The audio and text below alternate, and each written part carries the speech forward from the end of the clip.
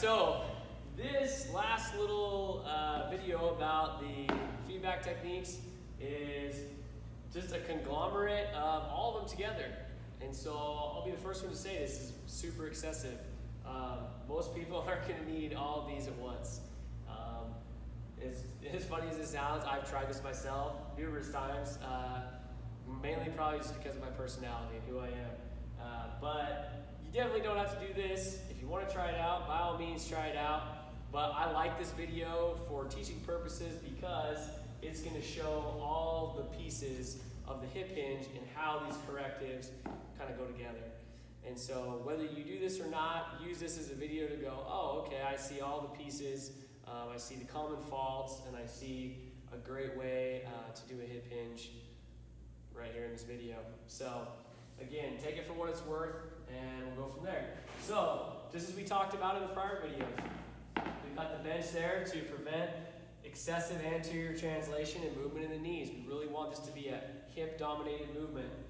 From there, we've got this super band around the waist that's pulling and helping with that posterior hip translation, that hinge, that movement or that weight shift back.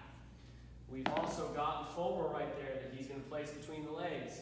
So he's going to place that between the legs right now. And you can see that right there. We're engaging those hip adductors, which is going to allow for a lot of different things. But to keep it real simple, it's going to allow for him to place that pelvis where it needs to be and help prevent some low back pain, help him to increase his intra-abdominal pressure.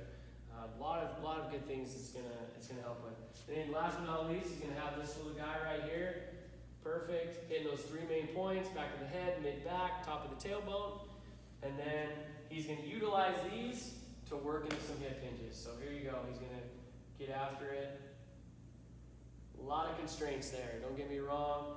I'm definitely one of those people who's more along the lines of, trying to get our internal automatic processes working so we can self-organize. So this is kind of the opposite of letting somebody just go out and play, which is what we do in all sports. We want that automatic process to take over.